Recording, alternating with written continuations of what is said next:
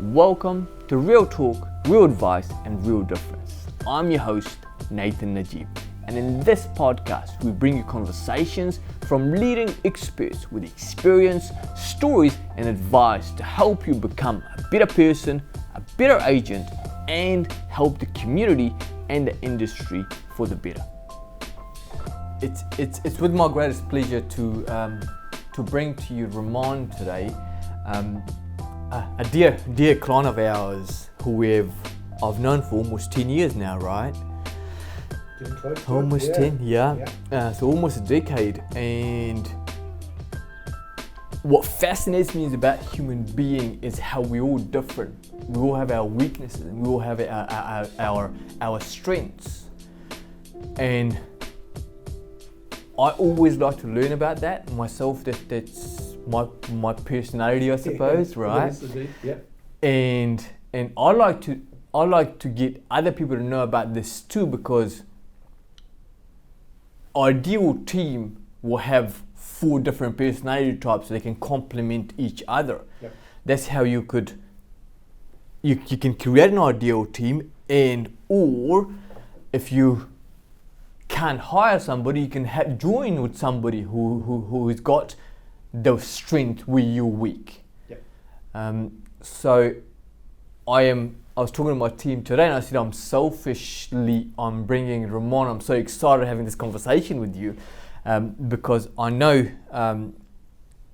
how much you know about this. That's what your expertise is, and with this podcast here at Real Advice, Real Talk and Real Difference, that's our goal, to bring experts here and having a chat with them and what their expertise are. So who's better to have than yourself, Ramon? I appreciate your time. Thank you for coming in. Right. Yep.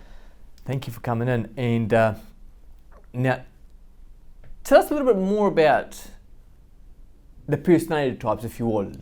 Just a summary of the person. So good question. I think you mentioned before about 4 personality types, and that sense that pretty well much we can probably put people into 4 boxes. Is dates back way Socrates was really developing this sense of noticing this whole thing about 4 personality types. I think it's so much more than that. For myself, I really resisted any attempt to try and put me into a box. And so it took my wife probably 4 years to convince me to do my Clifton Strengths assessment. And I did it kicking and screaming. I don't want to do that because I don't want to be put in a box. I want to know who, I want to be who I am. Yeah. What I've discovered, Nathan, is that a lot of the personality testing that we do, a lot of the tests which do focus on those 4 personality types are really saying, well, this is who you are. Love it or lump it. That's what you have to work with. What I love about the sense of really digging into these things and using tools like, say, Clifton Strengths, is that we can go look at what's the motivation that really drives us to achieve our particular success in life. And out of that comes our personality. So we might be able to understand our personality and put people in boxes. But boy, the power of being able to dig into what each individual person is motivated by is so powerful, both for those individuals themselves and for the people that they are either in relationship with or work with. You asked me a question the other day when we were talking, and you said, what's the biggest problem I think that we have within teams? And I responded, and I'm convinced by this, our biggest problem is we don't know how to celebrate the difference that we see in the people around us. We're all different. So how do I celebrate the difference that you bring, and what you're talking about before about partnering with people who are different to us? How can I do that in a meaningful way that doesn't actually create tension, but a way that brings harmony and interdependence. That's what I love about this sort of stuff. You were talking about the 4 personality types last time. You said there was, before we go into the 4 personality types, could you just let me know just a little bit? I tell the audience about what you do, but could you just let us know a little bit more about you and what else you can, and how did you become interested in this and become an expert in what you do? How did I get to where I am? I would say, like many people, I've tried different things and found this space that I absolutely love, that I'm totally motivated by, and I find myself bringing the best to it, which is in essence helping individuals within teams to really recognise what they bring to that team. Right. Now that team might be in a workplace, it might be in a family, it might be in a relationship, but we each bring something to that partnering. Yeah. What tends to happen is that we are often initially attracted by difference, but after a while that difference becomes frustrating, and we naturally expect the other person to behave normally. Because our normal is what's normal to us. Yeah, we're so normal, aren't we? Right. Or even if we go, no, I'm not normal, I'm different. Yeah, in our psyche we carry this concept of what normal looks like. Sure. And it looks like the way we make success in life. So normal looks like us. Normal looks like us. Not normal. No one else is normal. Yeah. Yeah. And so when we find ourselves in conflict with people, we want them to behave more like we would in that situation, and then everything will be great.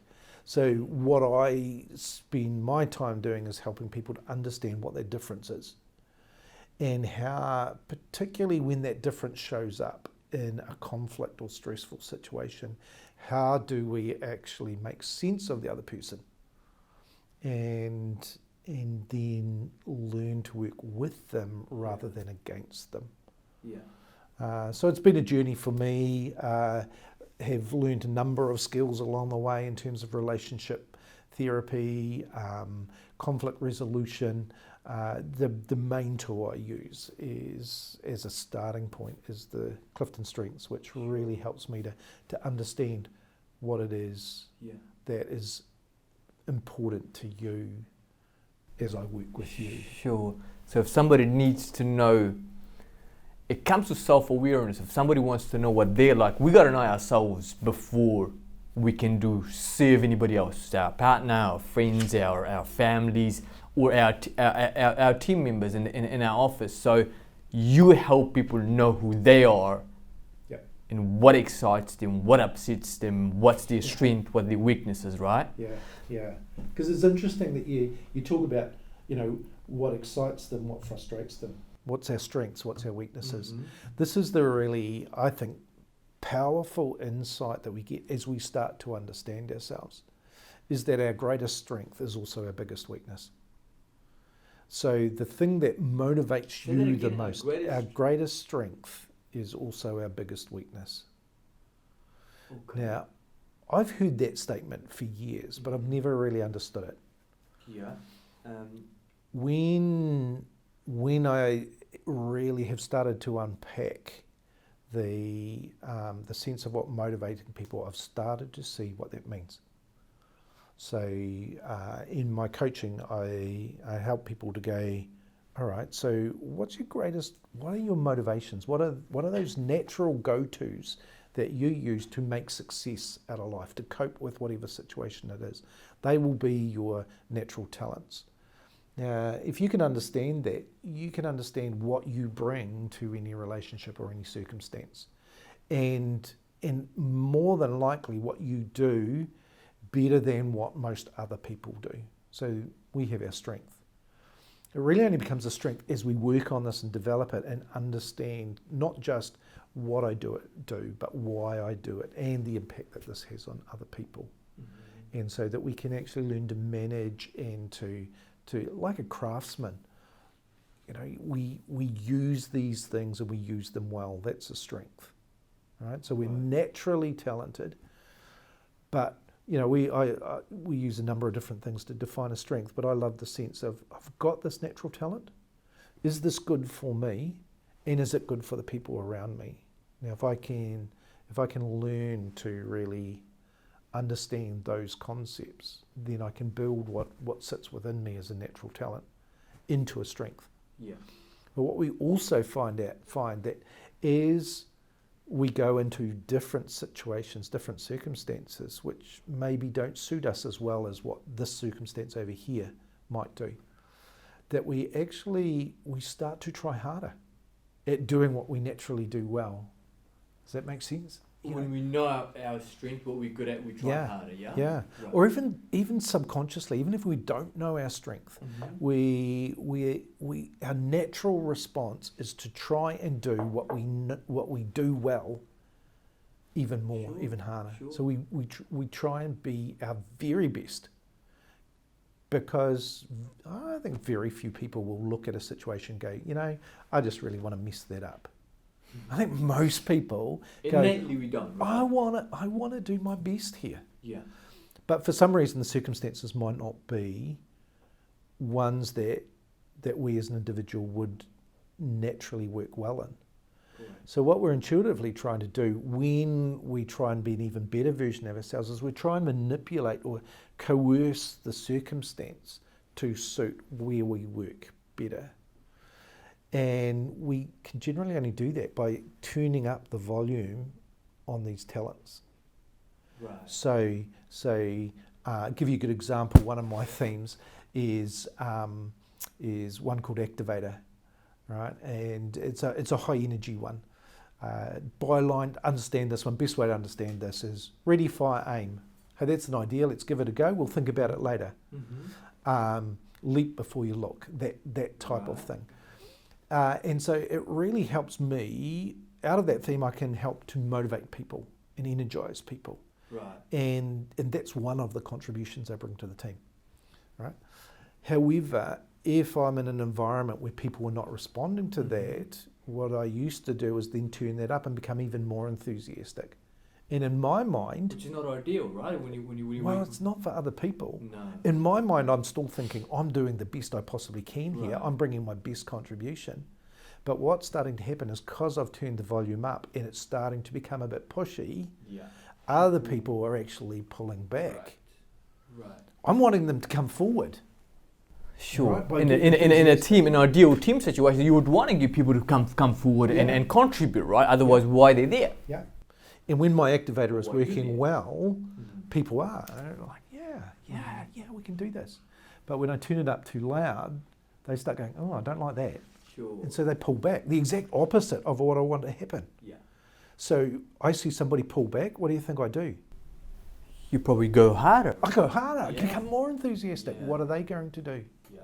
They're going to keep pulling back. They're going to put up their defences. They're going, I don't like this. Right. And in that way, my greatest strength also becomes my biggest weakness. And that's the same for everybody, every individual, right?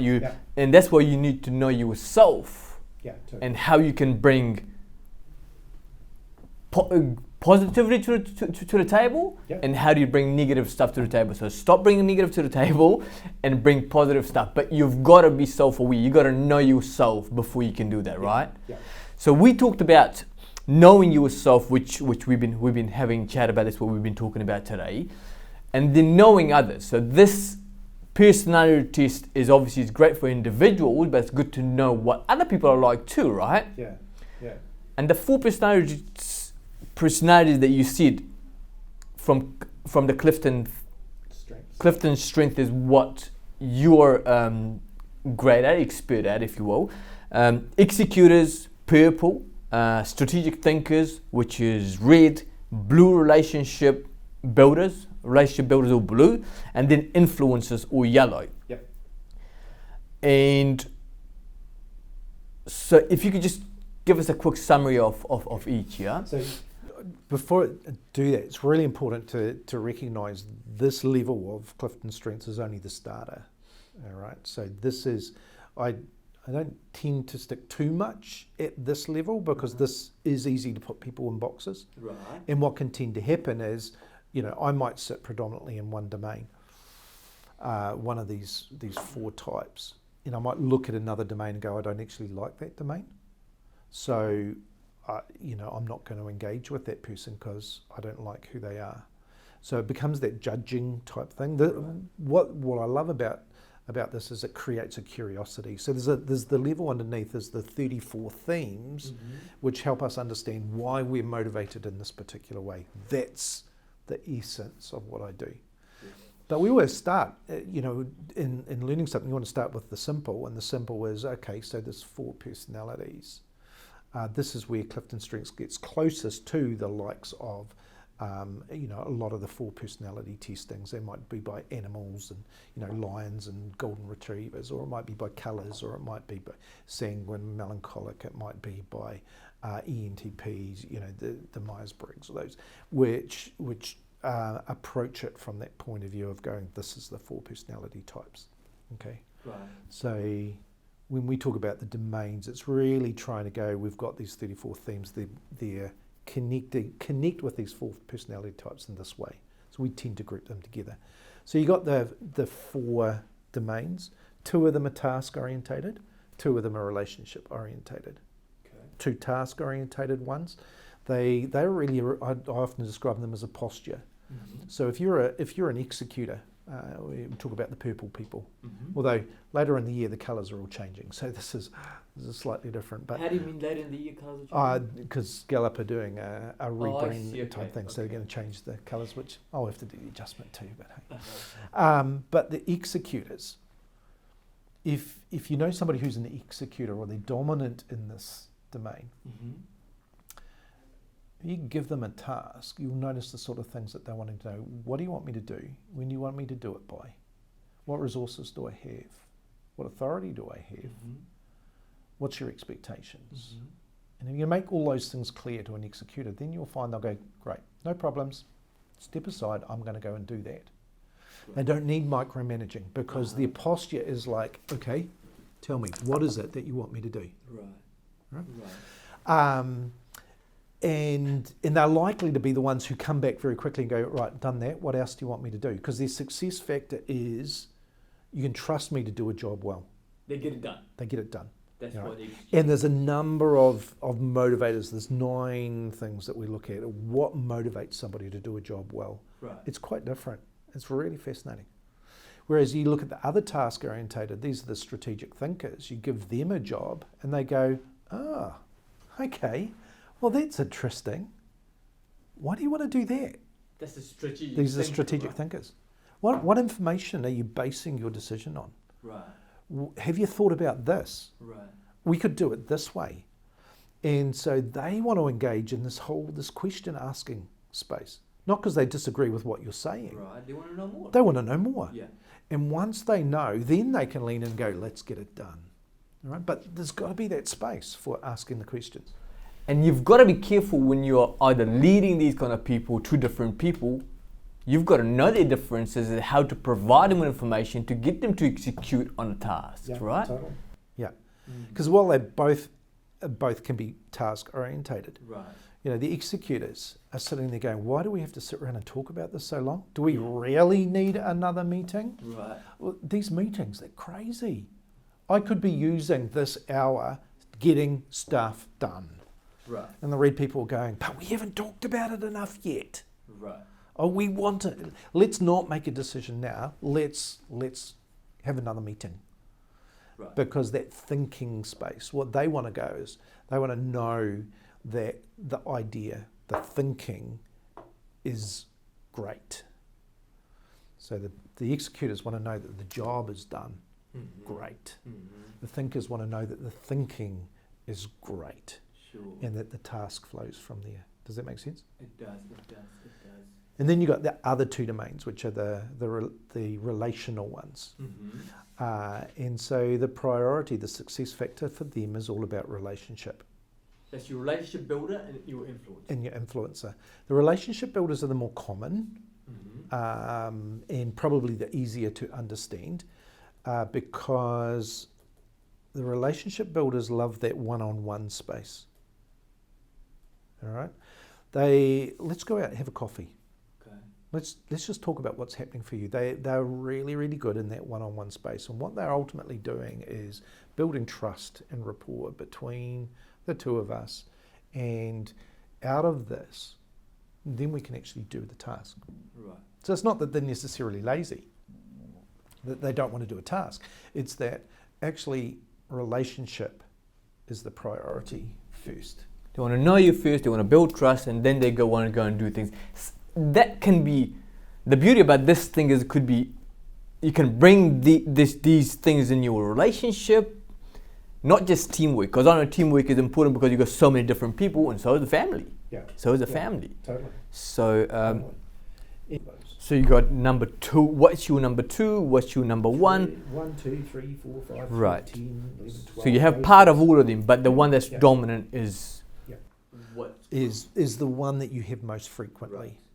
Right. And you'll have some people, you'll look at some people's results, and they're really purple. They're great executors, and these are the people who just stick their head down every time and just get on with the job. They make great administrators, great people who can just do the routine time and time and time again. And they just get the job done because that's their natural inclination. Right. All right. Or you have people who are dominant in the blue or in the yellow, you know, so we see that. But you also have people, and we all experience an aspect of this, but this is some people's superpower, is that they actually sit quite evenly over all 4 domains. Yeah. And so you ask them, who are you? And they're like, oh, I don't know, depends on the circumstances. Okay. Over here, I'm like this. And over there, I call them the flexes. Okay. They've got an awareness of all of these different motivations. And they can work out, because they're spread across the 4 domains. And the beauty of that is that they can pull up whatever's needed in the moment. Now, where that helps us, it's in general because we all pull from the different domains, is that if I find that I'm getting really stuck and frustrated by behaving, trying to do this, if I recognize I'm causing a problem, then my awareness of it helps me just to turn that down a little bit and go, oh yeah, okay. And then I go, but I've also got this other theme over here which could help me in this situation. What if I moved from here to here and I operated out of this talent rather than this one? That would have me behaving quite differently and in a way that actually is constructive. And so this is where I think the real personal development, other than the self-awareness, is really, really powerful. I think the other really powerful thing is that often we look at our behaviours that are our worst, and we don't like being those sort of people generally. Whereas we walk away from that and go, boy, I wish I'd never said that. Wish I'd never done that. And then we go, New Year's resolution, I'm going to be so much better at this year. And we find ourselves doing exactly the same thing 2 days later. So we're trying to get our weaknesses to become our strengths, which is... Yeah, but, well, what we most naturally do, and in a deficit culture like we often have, you know, you look at a kid's report card, A, oh, look at this one. Man, you're failing here. Spend all that time learning to do your maths well because you're no good at your maths. You're great at everything else. Right. And so we focus on what's wrong. So what happens is we look at our weaknesses and go, I'm not going to do that, I'm not going to do that, I'm not going to do that. And the more we focus on it, the more likely we are going to do it. These are incredibly powerful things. We take them head on. Energy grows. Yeah. The energy will grow and we will lose. We'll find ourselves reacting, you know, in our relationships. We just get into the same old dances and reacting, even though we've said to ourselves 100 times, I am not going to do that next time. Next time we end up doing it again. So where the personal growth happens is that if I can recognize the energy that is causing me to behave in this way actually comes from what I'm great at doing, then in that moment, I can be aware of what I'm trying to do, what's frustrating me, and I can do one of 2 things. I can learn to turn that down and move it back into the strength aspect of that energy. Back to a balcony? Back to a balcony, that's good. Or I can go, this is not working for me at the moment. I need to be working from this theme over here. And I've found it in the couples that I work with, in my own relationship, it's been really powerful, actually, personally, to be able to go, I am so angry at the moment. Mm-hmm. But what I'm aware of is it's my activator that's really frustrating. So I'm going to just put my activator frustration aside. And in this moment, I'm going to operate from my strategic problem solving aspect to my nature, or I'm going to move into my adaptability, relationship, motivation, or I'm going to dig into my responsibility, drive. And because these ones are not frustrated at the moment, I'm more naturally to operate out of the best of who I am. And the reason you do that is because you're self-aware. Yeah. Now, the activity, you see that a few times, that's one of your 32. That's one of my top out of 34. 34, yeah. Brilliant. Now, you said personality types. The four personality types we said we got 34. That's the backbone of it, if you will. And then I believe personalities that we acquire, not us, but we're trying to be like somebody else. And it happens a lot. It happens a lot, especially in our industry. We see somebody doing so well in sales, right? And we're trying to copy what they do. It's probably not, they're not nothing like us, right? So what happens is we compare ourselves with them, and we might get there, we might not get there. Majority of the cases we are frustrated because we can't get there. Now, how can we stop the personality, not trying to acquire a personality that's not right for us? It may have served them, but not going to serve us. But comparing, like there's a quote that said, comparison is thief of joy. Yeah.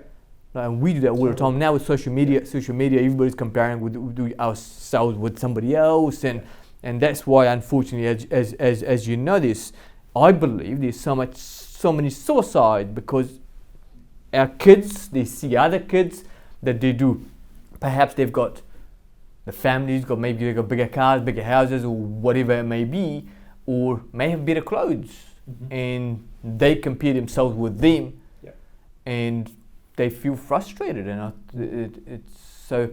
How can we stop acquiring personalities that are not serving us? Yeah, and really get what you say. I tend to work on a 4-step model in thinking about this. I think, I need to know who I am. If I know who I am, and I can understand what my motivation is, then I can learn what's good and what's bad. All right. I want to get to the point at which I can therefore be proud of who I am, proud of what I do.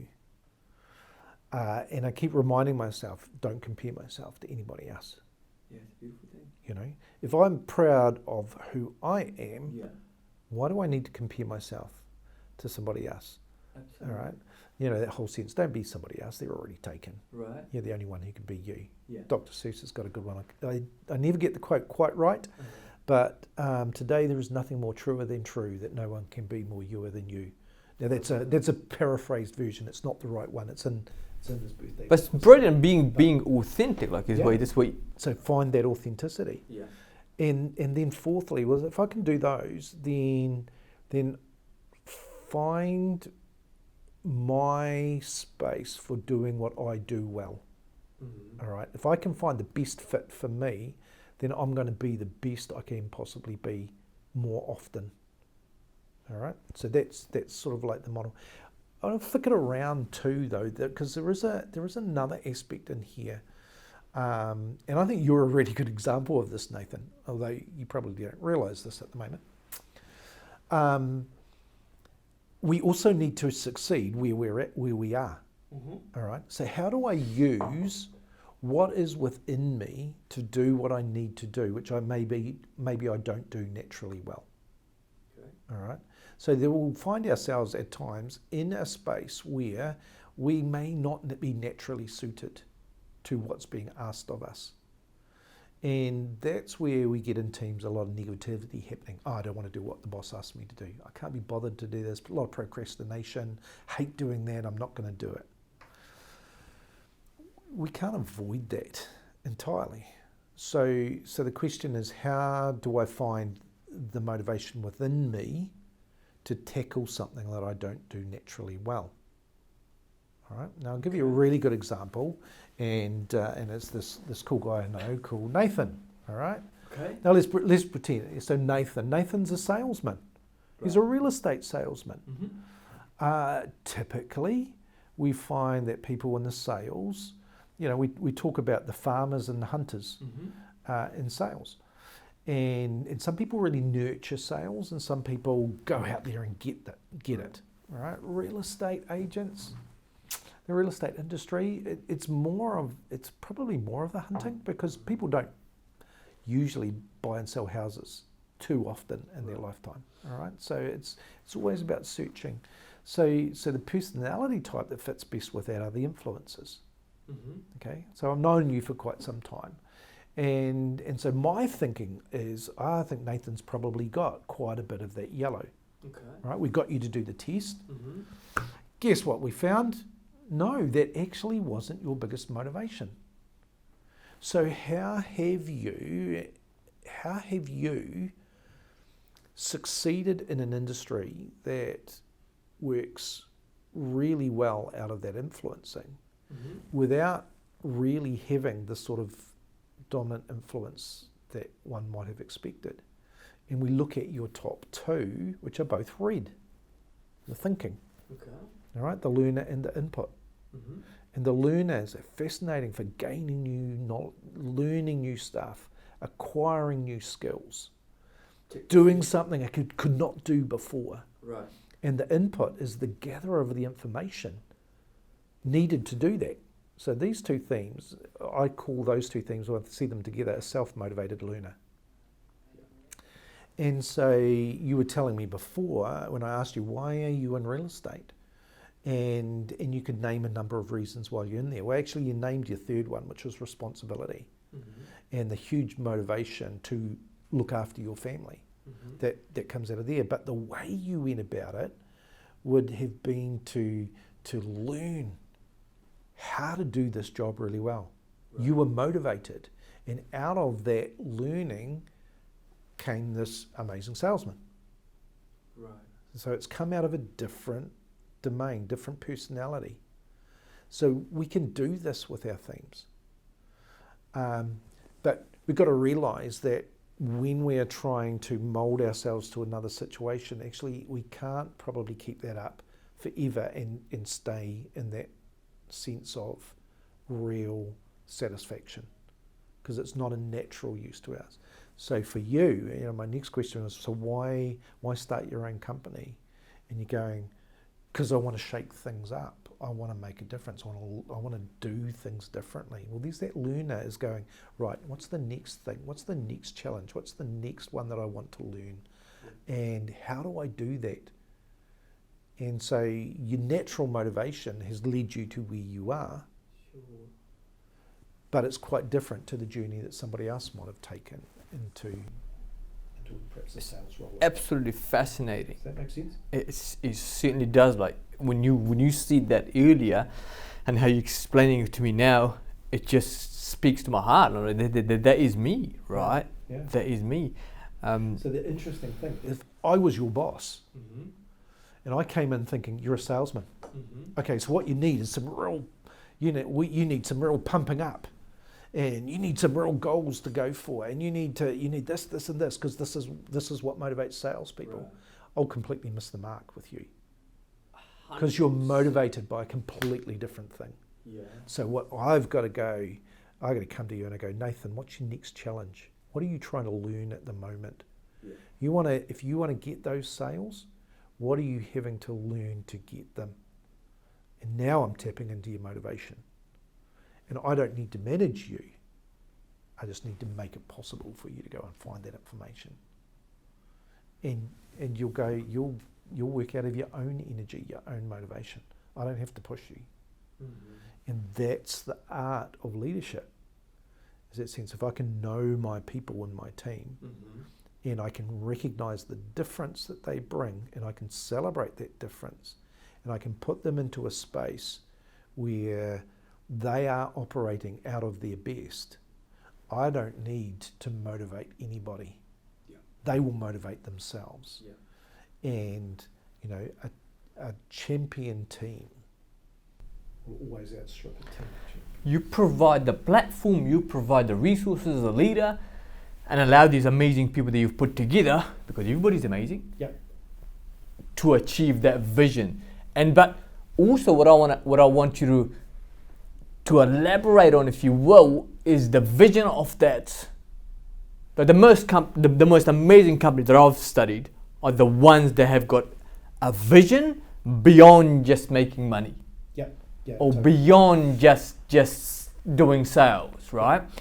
So if you would talk about that vision or how important that is to keep everybody aligned, because vision does different things to different people. Okay. And we have these key words that we use: vision and trust, faith, perhaps. You know, these big ideas that we use, and we throw these words out, and everyone goes, "Oh yeah." And because they're nodding, we think they are thinking about that in the same way we're thinking about it. And then we start to see the tensions happen, because actually we're looking for different things within these big words. So vision, if I was to drop back into that four personality aspect, the executors, what they want out of a vision is clarity. So if your vision can tell me exactly what I need to be doing, I'm motivated. If your vision is all airy fairy and it's this, idea over here, but actually the way we behave around the office looks like this, and we're getting stuck in all this other stuff, and the vision doesn't matter anymore, I'm now demotivated because, that vision doesn't help me, because that vision is not telling me what I need to do. It doesn't line up with the work that I do, is that what? Yeah. Right. Yeah. So vision is it's a lot. It needs to be really clean and specific as to how this equates to what I do for the executors.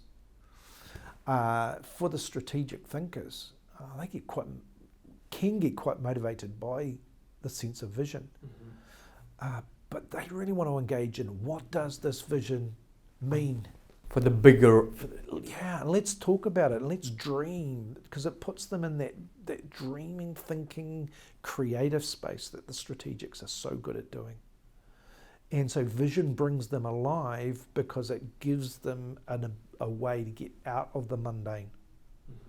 And when they're out of the mundane, they bring their creativity and they bring all their energy, and they help to shape something that's really, really powerful. Sure. All right? But it's that sense of keeping coming back to that vision and re-looking at the vision, and what does this look like, and what does this mean, and what are we thinking about this, and is this really happening, is the thing that draws the strategic thinkers. The relationship builders, the blue people, they're really different, because vision has to be more than dollars and cents. Of course. It's got to be about the impact that we are making in people's lives. Yeah. So if your vision can tell me that this is going to make a difference in somebody's life. Sure. Love it.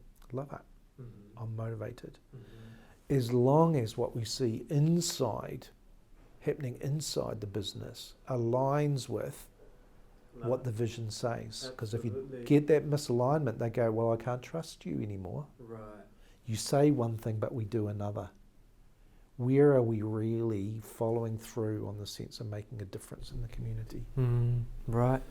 So what we're saying, what we're doing is totally different. Yeah. And I don't like that as a strategic thinker. Yeah. Right. Yeah. Or a relationship builder, right? And the influencers love vision because that gives them something that, whoa, now we're going to put our energy behind this. But if they find that actually we're not really moving towards that vision, we're just spinning wheels, they'll get frustrated. They'll go. But if you've got a vision that's really clear, and it's more than the dollars and cents, and it helps people to engage with it in the way that is the best of them, then they will be on board. And they will give their all. And the dollars and cents will go up. Sure. Isn't it interesting? But it's not, it's the byproduct of this vision that is more than just getting whatever we can out of our customer. Yeah. Because the customer will take care of, the bank kind of take care of itself once you take care of the team that works alongside you, because those team members are going to take care of the customers, and then the customers take care of the bank account. It's just a byproduct, just like you see it, right? Yeah. And then also important off the back of the vision, we've discussed that before, is the core values, because of things to be able to, what we say inside the office or inside the team, inside the organization, inside the family is the same as what we do outside. We're going to have these barriers. Yes. Yeah. Well, we don't do what we do. We stick it. Yeah. Yeah. Do we do what we say we do? Right. Do we mean that? Because, and we all pull back from that lack of follow through or lack of integrity or whatever it might be. It might be, it might be unintentional. All right. So let's come back to your number one theme, the learner. Okay. All right. I want to learn something new. I want a new challenge. Well, back here, you might have set some vision and values for your business. And that process of learning what they were really motivating, and you were really keen about it and 100% on board back here. All right. But if you had a raw learner that was just going crazy, tomorrow when I come in, I want to learn something new. Right. And the day after that, I want to learn something new. And it creates this chaos in the organisation. Whole lot of stuff undone and half done. Yeah. Yeah. Yeah. And we've now moved way away from this vision and these values. I go into a whole lot of businesses that have gone through the process of naming their vision and naming their values, and they'll put them on the walls. We know them all. Yeah, right. It's know, just on the wall, but nobody follows it. Nobody follows it. Yeah. Nobody does it. Might as well not Nobody be there. really behaves that way. And when you call somebody to account on the behaviour within the team, they go, why? Why should I behave that way? Well, that's our value. Yeah, but we just say we don't do it. That's what disengages the whole four personality type. That's it. That's a disaster in an organisation, or a very toxic culture. Toxic, yeah, absolutely. Henry Ford, I came across this quote. I wanted to share this with you. He said it so beautifully. He says, "Coming together is a beginning. Keeping together is progress. Working together is success." And I thought, hey, this is such a great quote. I have to share that with yourself. You said, just to wrap this up, just all these personality types are beautiful. We are all unique. We've just got to be self-aware. Yep. We've got to be healthy, and we've got to be mature to be able to do amazing things. Because I really do believe, Ramon, and that's why I always tell people that you are special. Yeah. Yeah. Yeah. And in a Kiwi culture like ours, you say that to somebody, what do? What's their reaction? They set up. I'm not special. Is that what? Yeah. No. Because I don't want to stand out. I don't want to be. No. It's a shame though, because society has taught us that though, right? Going through school, or you just relaxing, just chilling kind of thing. Yeah. because as I said, like, you know, everybody can. One of my mentors, Zig Ziglar, he used to say, you can be and do and have whatever you want to be, and whatever you want to do, and whatever you want to have. And I think it's not fear taking that out of people, that no, you can't have what you want. It wouldn't be beautiful to be in that place where we can acknowledge actually what sits within us that is special.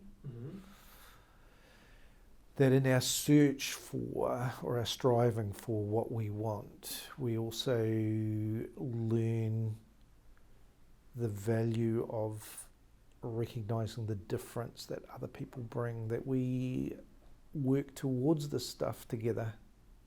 We might not get exactly what it was that we thought we wanted, but we end up with something even better, because not only do we have the amazing stuff, but we have people to enjoy it with. Absolutely. Having good people,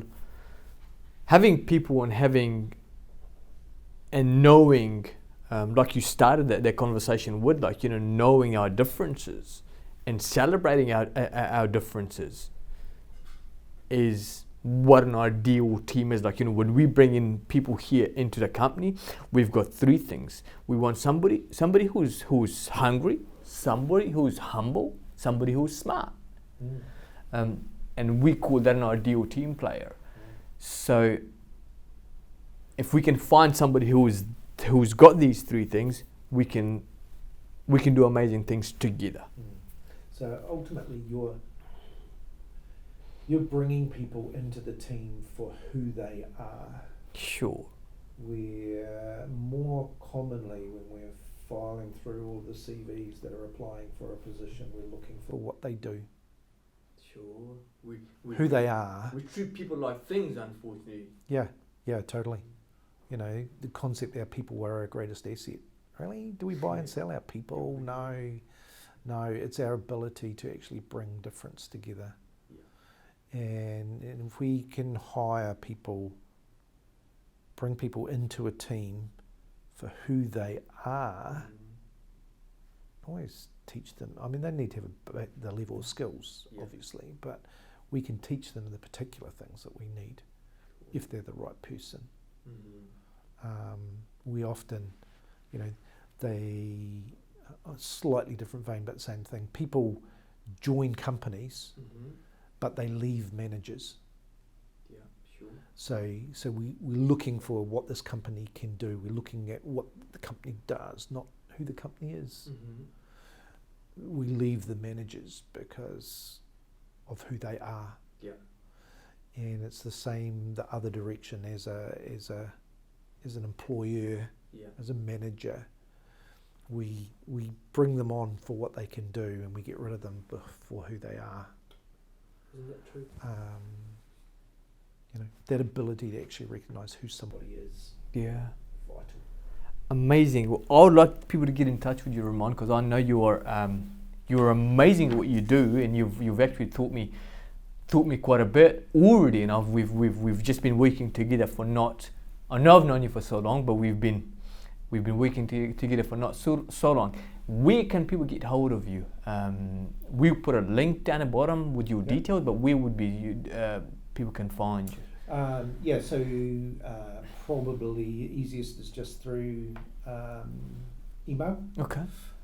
So email address ramon.utting@gmail.com. We put that underneath our podcast, so they can access. And we're just about to relaunch a website, so you won't find it at the moment, but it's just about to come up. That's validated.co.nz. It's validated.co.nz. Thank you very much. I appreciate your time. Thank you. Awesome. Been fantastic.